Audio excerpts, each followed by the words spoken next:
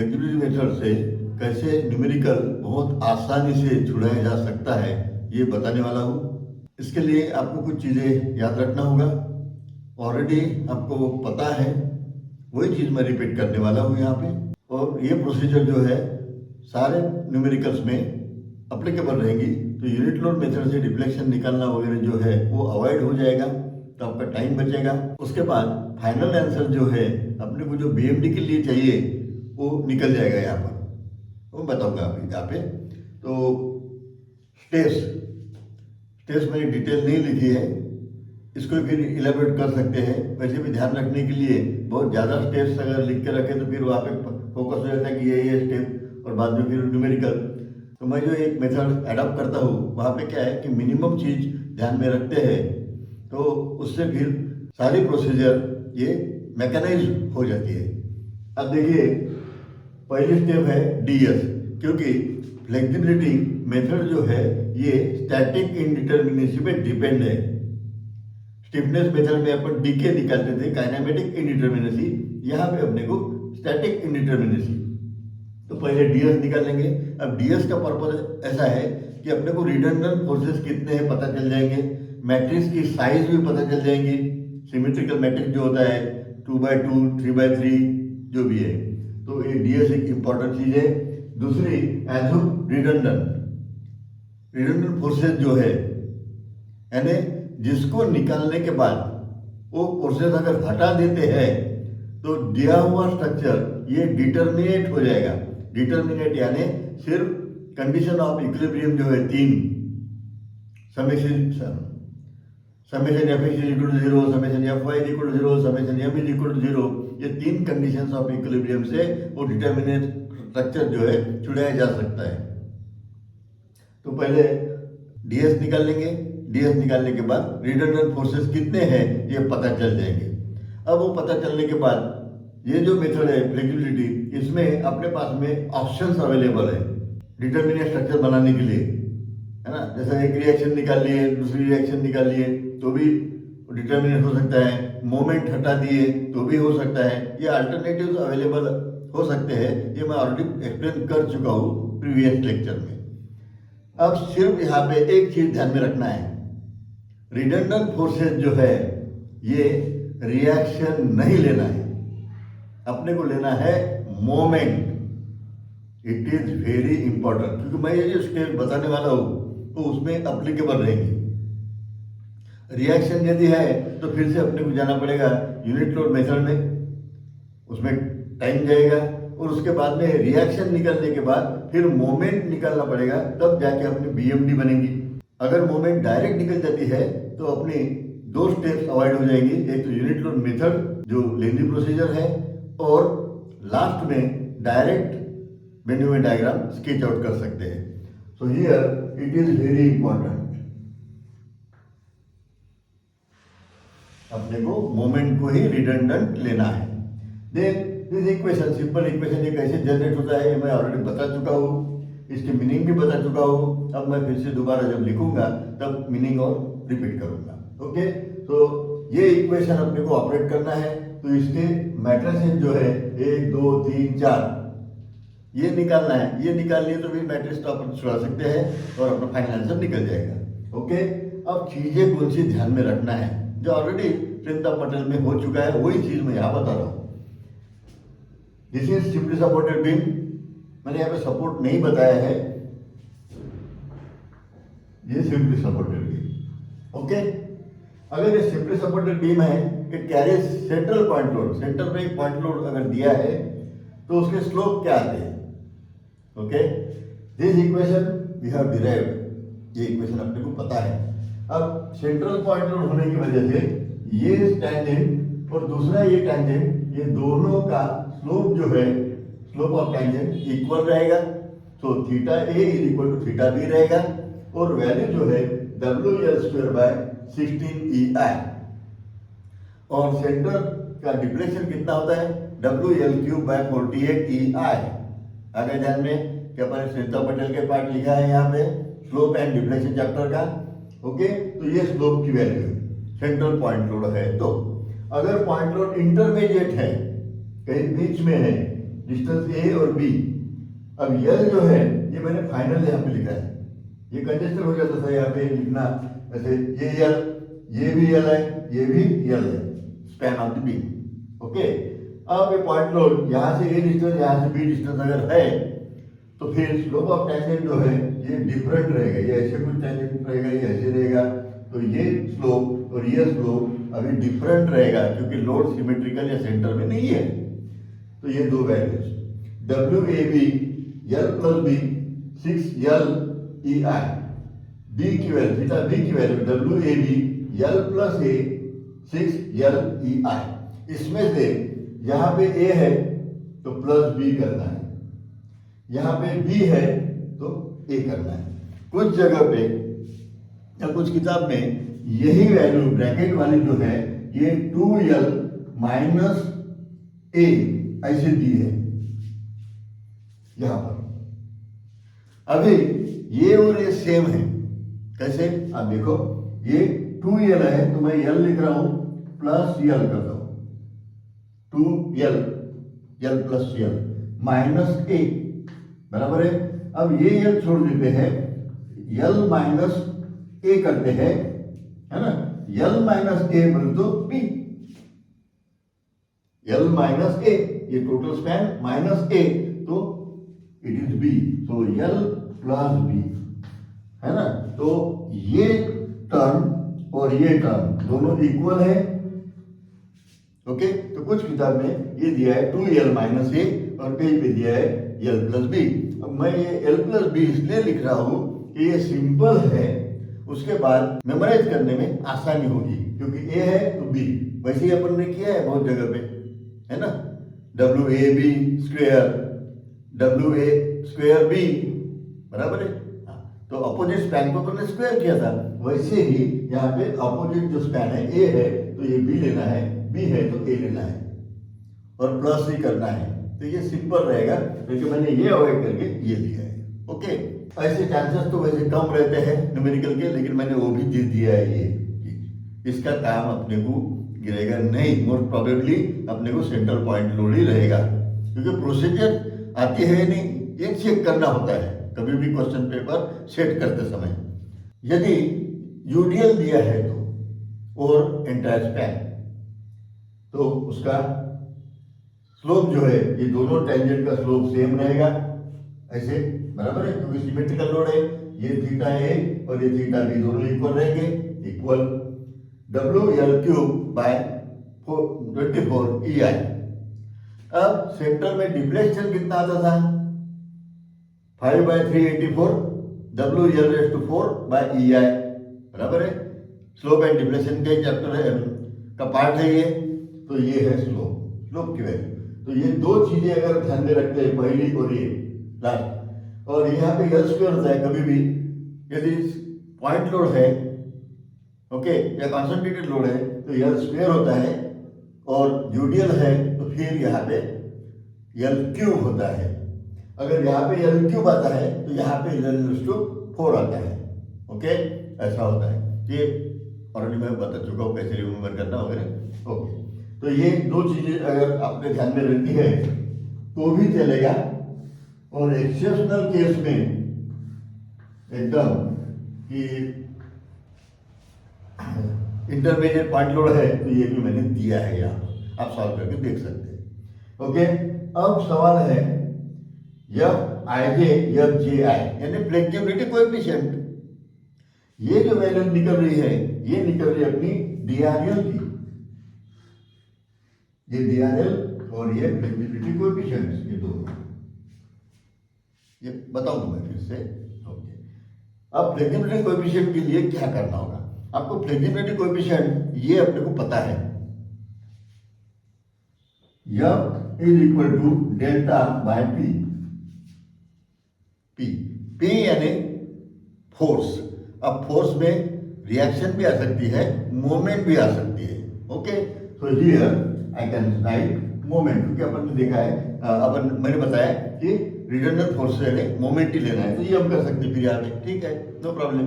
ये डेल्टा है, अब डेल्टा की जगह पे अपन थीटा कर सकते हैं, डिस्प्लेसमेंट है ना वो, है कि नहीं, एक तो स्लोप या तो डिफ्लेक्शन।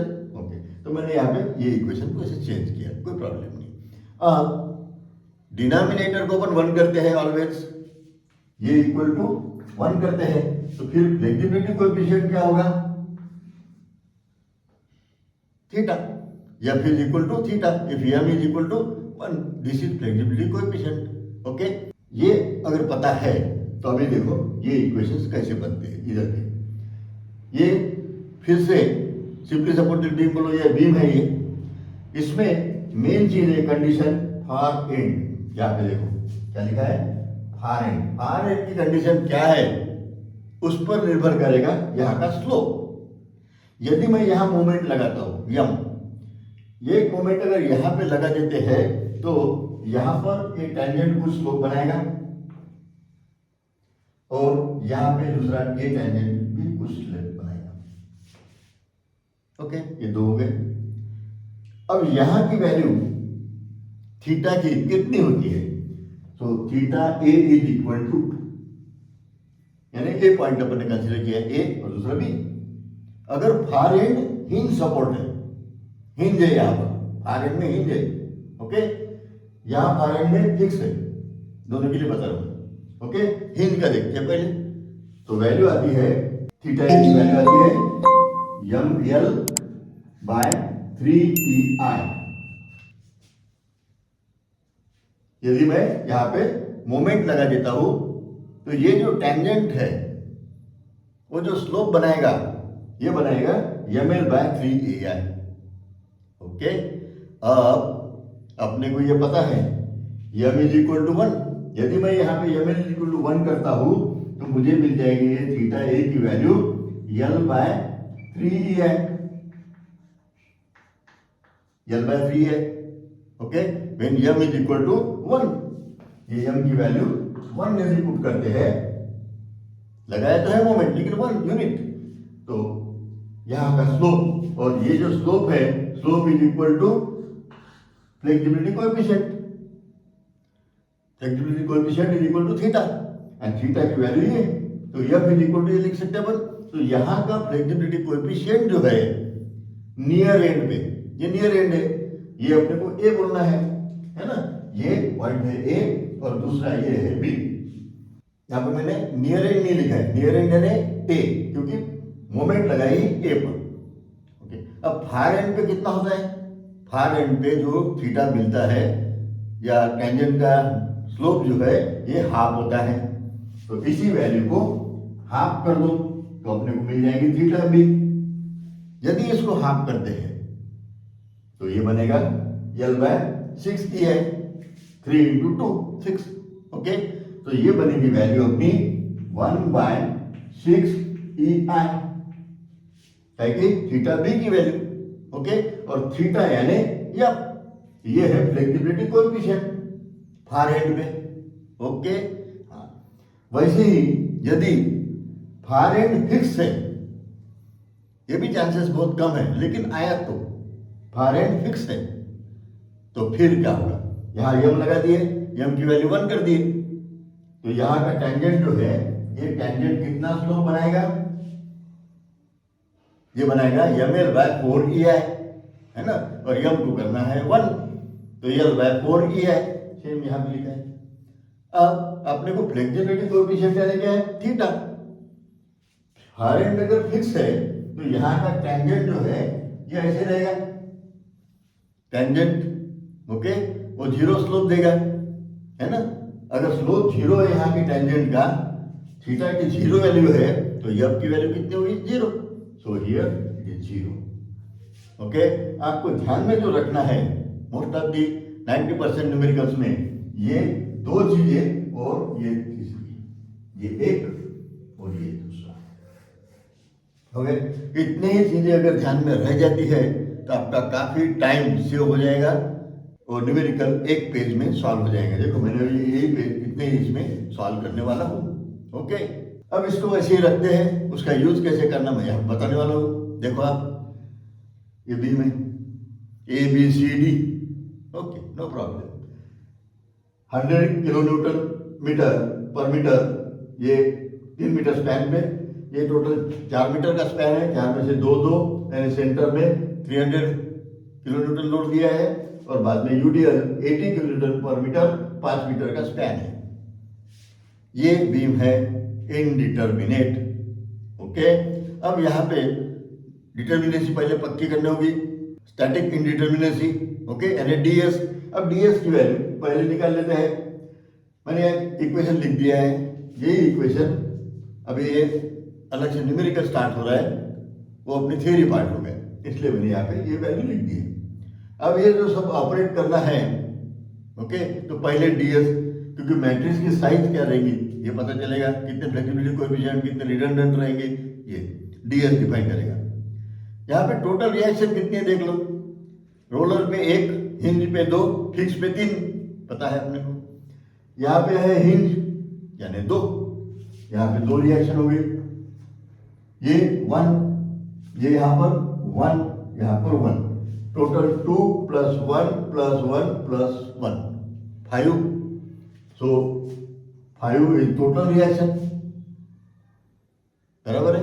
इक्विलिब्रियम के इक्वेशंस अपने पास में 3 - 3 इट इज इक्वल टू 2। तो फिर स्टैटिक इंडिटर्मिनेसी कितनी बन गई? 2।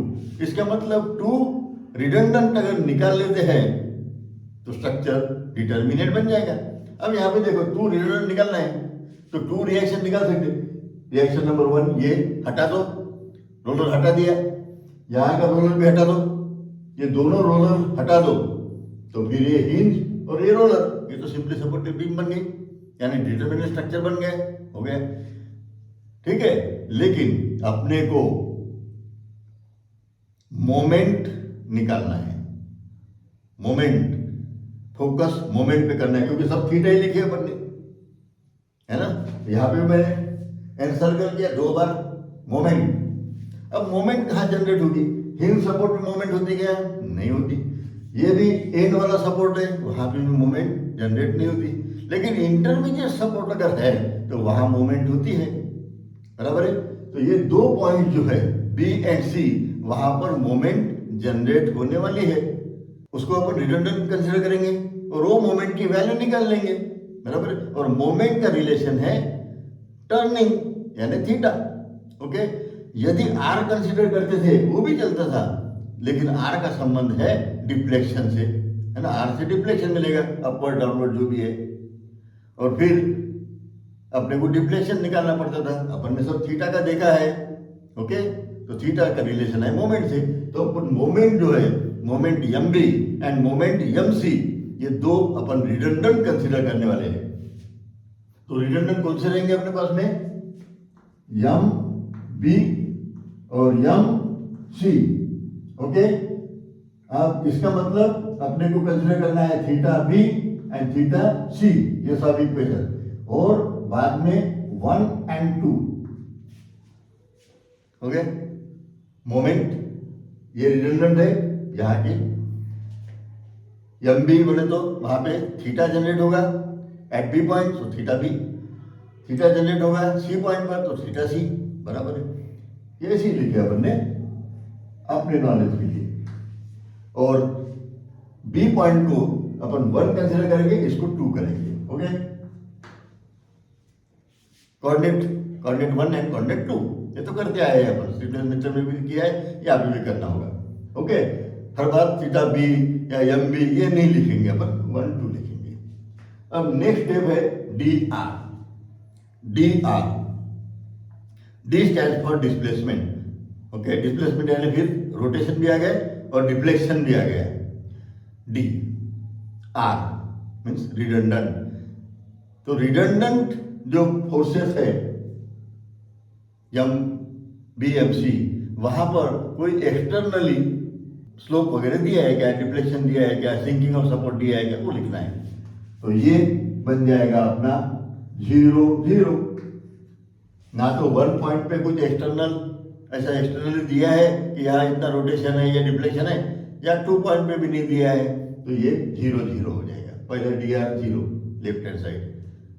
ऐसे एक्सटर्नल केस रह सकती है, उसका मैंने हिंट एक स्टिफनेस मेथड में दी है। ओके, वहां पे मैंने बताया ये अगर दिया है तो क्या करना और कैसे लिखना बताया, आप देख लीजिए। डी आर एल यानी फिर से डिस्प्लेसमेंट डी, आर बोले तो रिडंडेंट फोर्स, रिडंडेंट पॉइंट पर जो भी रिडंडेंट अपने कंसिडर किए एम बी एम सी, उस पॉइंट पर L means due to external load, load की वजह से क्या डिस्प्लेसमेंट है। ओके, अब मैंने ये बीम बना ली, इस बीम पर ये अपना पॉइंट 1, ये 2। ओके, अब ये जो लोड है ये लिख सकते हैं, ये 100 किलो न्यूटन पर मीटर, यहाँ पर है 300 और ये है 80 किलो न्यूटन पर मीटर। ओके, स्पैन जो दिया है इसका 3 मीटर, ये 2 + 2 टोटल है ये 4 मीटर, बराबर है, और ये है 5 मीटर, ये स्पैन दिए। ओके, ये और भी वहां पे दिए है। अब ये जो बीम है ये कैसे डिप्लेक्ट होगी। ओके, तो मैं अभी इसको ऐसे बता देता हूं, पहले इस लोड से सिंपली सपोर्टेड बीम कंसीडर करके, और ये ऐसे। ओके, इधर में अगर करना है तो ये भी है, ऐसा उसका शेप बनेगा, इलास्टिक कर्व बनेगा। ओके, अब क्या करना है, पॉइंट बी, क्योंकि वो रिडंडेंट है अपना, पॉइंट बी को नाम दिया है 1, DRL1, उस पर, इस पॉइंट पर 2 मेंबर मीट हो रहे, लेफ्ट साइड में एक है, राइट हैंड साइड में भी है, ये मेंबर है AB और BC, और उस पर लोड है। ये एक्सटर्नल लोड से यहां पर स्लोप कितना बनेगा, नेट। ओके, कुछ ये देगा, कुछ ये देगा। अपन ने सैगिंग कंसीडर कर दिए, हॉगिंग रहा तो आंसर जो है निगेटिव आ जाएगा, वो देख लेंगे बाद में। निगेटिव आंसर आता है तो क्या करेंगे। ओके, अपन पहले सैगिंग कंसीडर कर रहे हैं। ओके, सैगिंग, तो ये सैगिंग है। अब यहां पर स्लोप यूडीएल यदि है, ओके, स्लोप का इक्वेशन तो पहले लिख लेता हूं मैं, WL³ डिवाइडेड बाय 24 EI।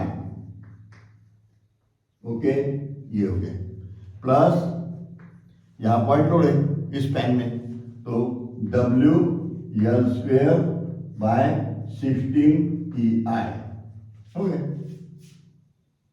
दोनों को जोड़ना पड़ेगा, बी पे ले लेना पर दोनों स्पैन को, बराबर है। जब यहां पे जाएंगे तो ये दोनों स्पैन ले लेंगे। ओके, अब इसमें वैल्यूज पुट कर देते हैं।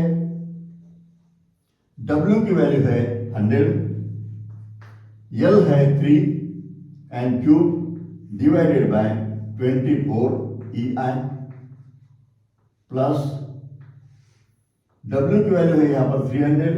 ओके, L की वैल्यू है 4 and square of it divided by 16 EI बन गया, and it is equal to, अब ये सॉल्व कर सकते हैं इन टर्म्स ऑफ EI।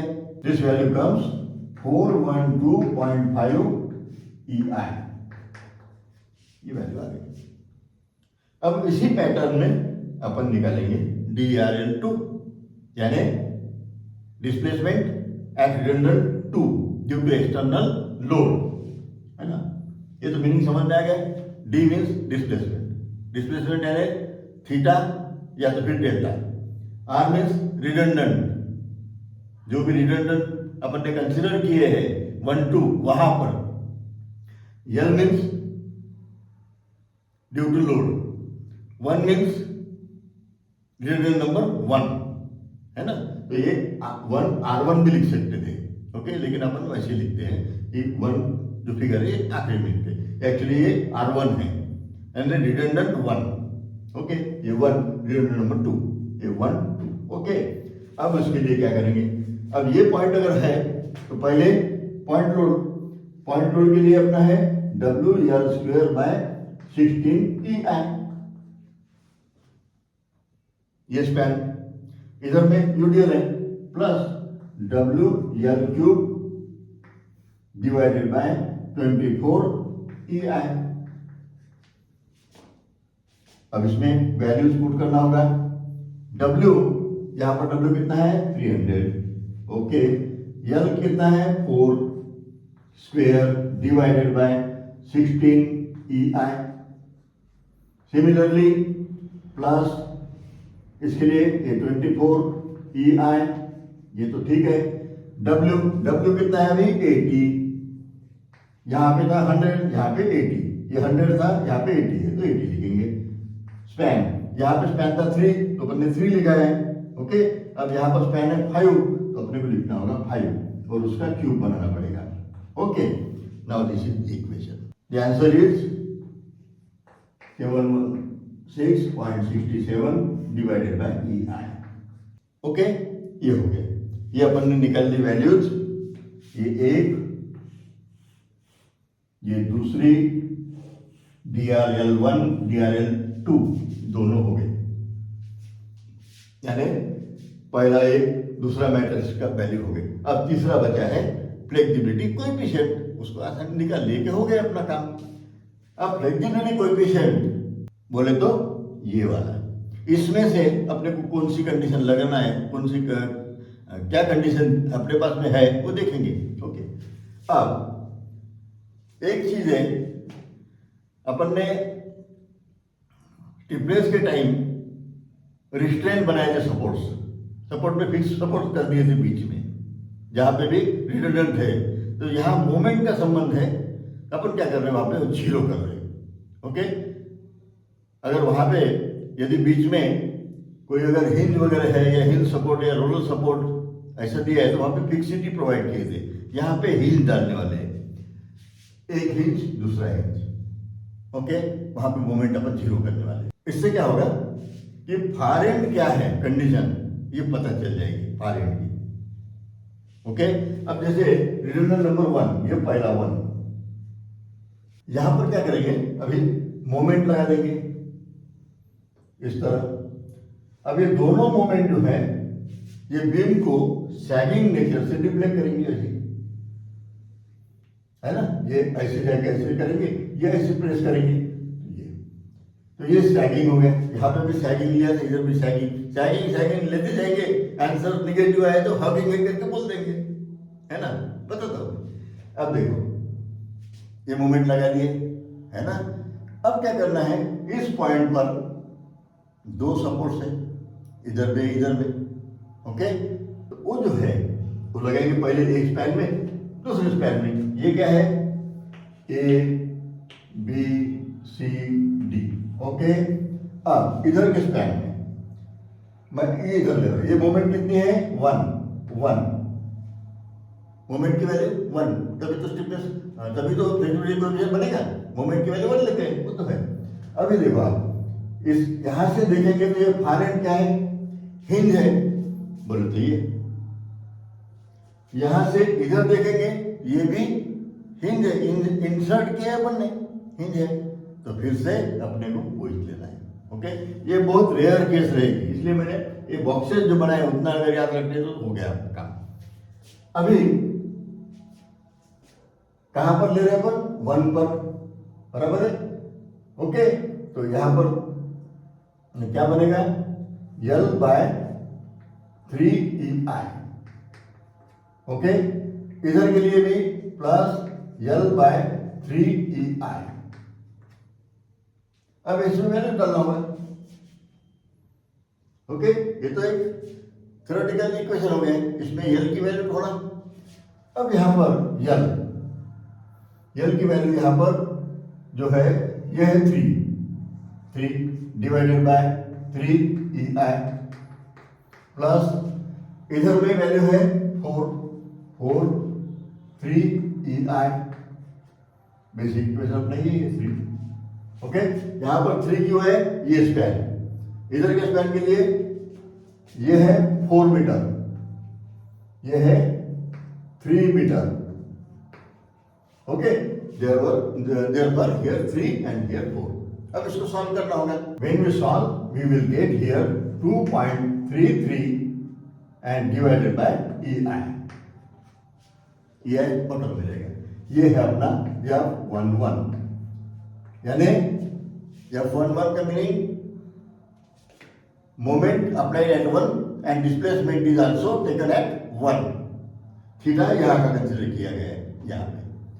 अब दूसरा, यहाँ पे मोमेंट लगाने के बाद दूसरा जो रिडंडेंट फोर्स है, ये एक रिडंडेंट है अपना, और दूसरा यहाँ पे है, वहां पर कितना कोएफिशिएंट आएगा, फ्लेक्सिबिलिटी कोएफिशिएंट, या तो फिर थीटा कितना आएगा यहाँ पे मोमेंट लगाने के बाद। यहाँ यदि मोमेंट लगाते हैं तो L/3 है यहाँ पे, है ना, यहाँ लगाते हैं नियर एंड पे।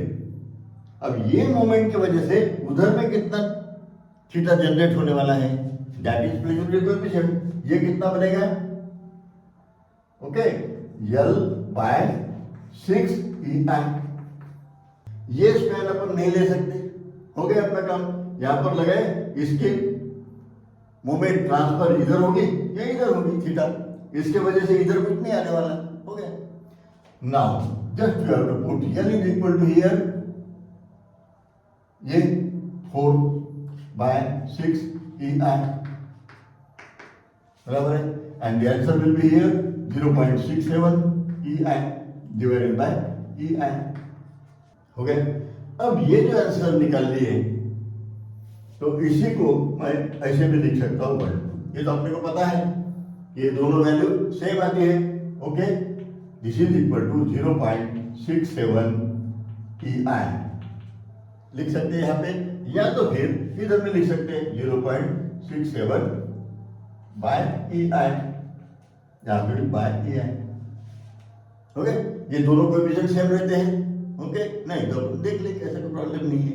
हाँ, अब 2 यानी ये यहाँ पर अभी मोमेंट लगाना है इसे, यहाँ पर ये अपना सेकंड पॉइंट, पहले अपन ने 1 का देखा था, और 1 की वजह से 2 की वजह से अभी 1 पे क्या इफेक्ट आएगा ये भी देख लेते हैं।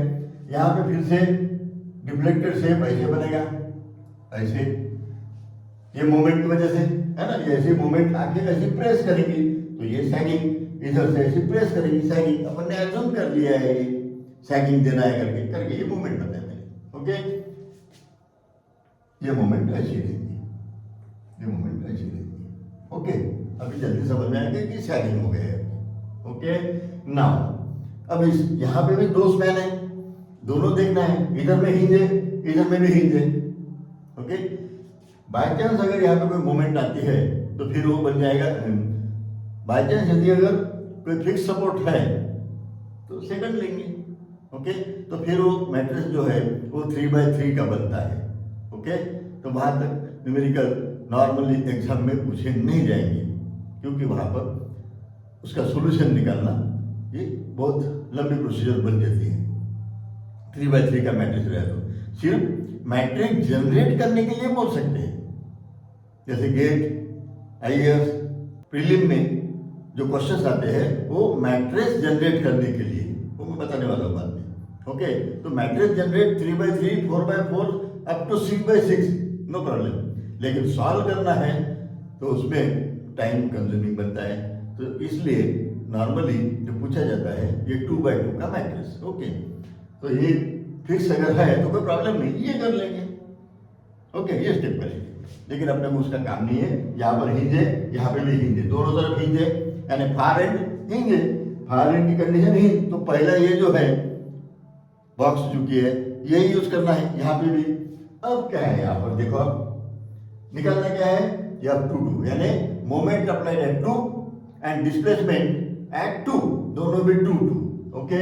तो इक्वेशन क्या लिखेंगे यहाँ पे, वही लिखना है, L/3 EI plus L/3 EI बराबर है।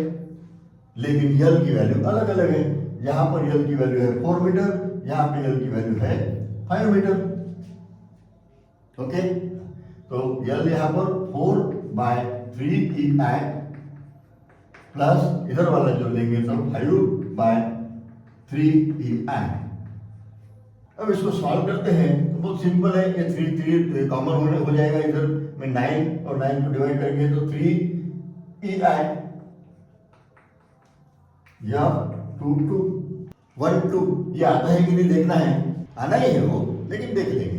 अब क्या करेंगे, यहाँ पे मोमेंट लगे, इधर का स्लोप थोड़ी चाहिए, क्योंकि अपन ने रिडंडेंट ये लिया है, है ना, अपना ये दोनों में ही देखना है, बराबर है। ये मोमेंट की वजह से यहाँ पे थीटा कितना जनरेट होता है, यानी फ्लेक्सिबिलिटी कोएफिशिएंट क्या बनता है फार एंड पर। फार एंड पे जो बनता है ये L/6 है, half.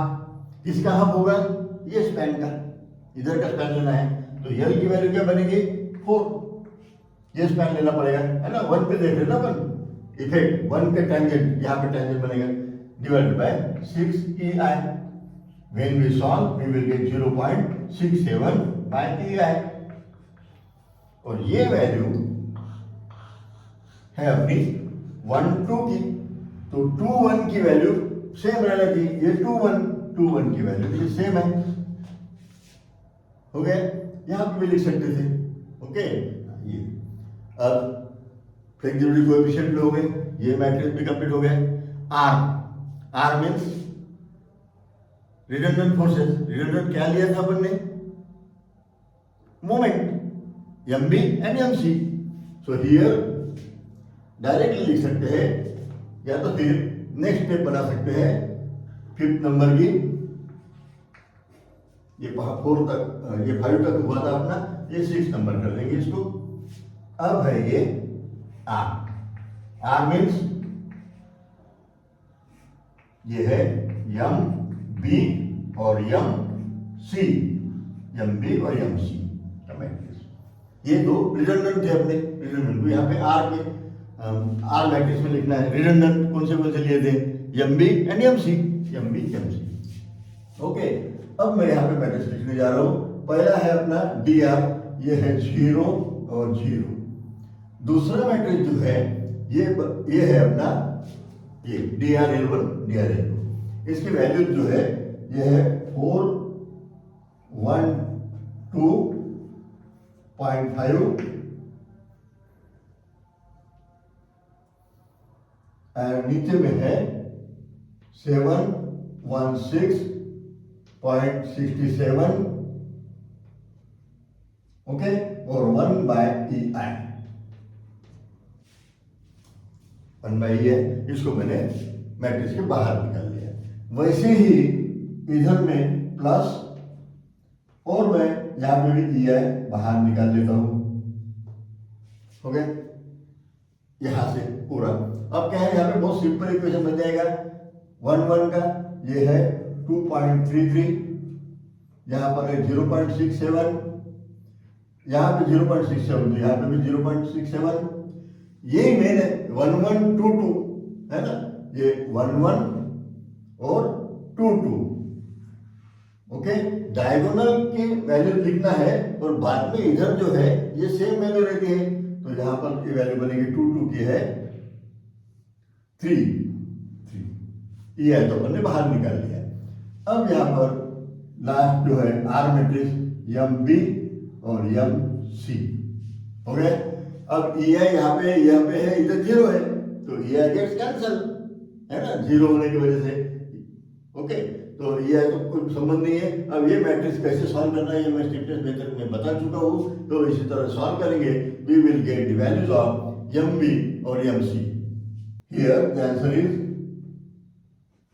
115.89 kilo Newton meter. Okay.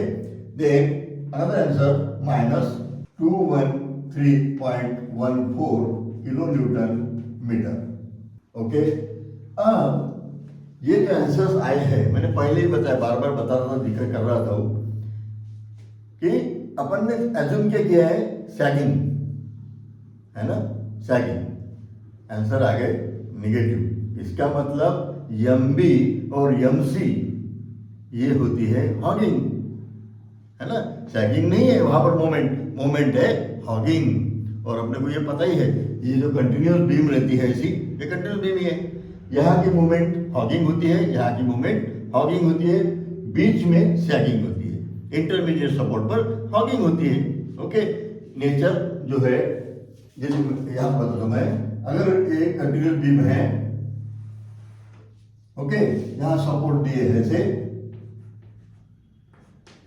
Nature electric और ऐसे रहेगा, यहाँ पे ऐसे जाएगा, ऐसे ऐसे ऐसे ऐसे और ऐसे।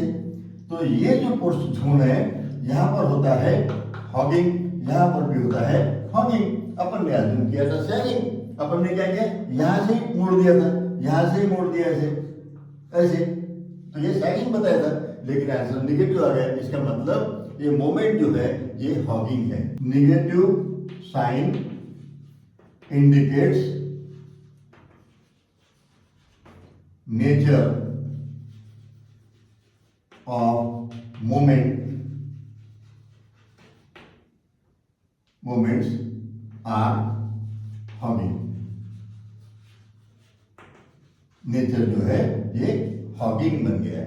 ओके, अब ये डायरेक्ट निकलने की वजह से यदि यहां पे रिएक्शन निकलती थी अपनी तो क्या होता था, फिर से 3 कंडीशन इक्विलिब्रियम की लगा के बाकी रिएक्शन निकालना पड़ता था, और रिएक्शन निकालने के बाद में मोमेंट निकालना पड़ता था, ये एम बी एम सी, वो स्टेप भी अपनी इसमें से अवॉइड हो गई। ये एक एडवांटेज और एडिशनल हो गया। अब देखो बेंजामिन डायग्राम बनाने के लिए कितना सिंपल हो गया। यहाँ पे मोमेंट 0, यहाँ पे मोमेंट 0, बराबर है। ये 2 पॉइंट्स है, यहाँ मोमेंट आ जाएगी, यहाँ पर भी मोमेंट ये एम बी की, और ये थोड़ी ज्यादा है, ये डायग्राम बन गई अपनी। यहाँ पर 213.14 ये है अपनी BMD, और BMD के सब ऑर्डिनेट जो है ये किलोन्यूटन मीटर में है। यहाँ का ऑर्डिनेट है अपना 115.89, ये तो हो गया।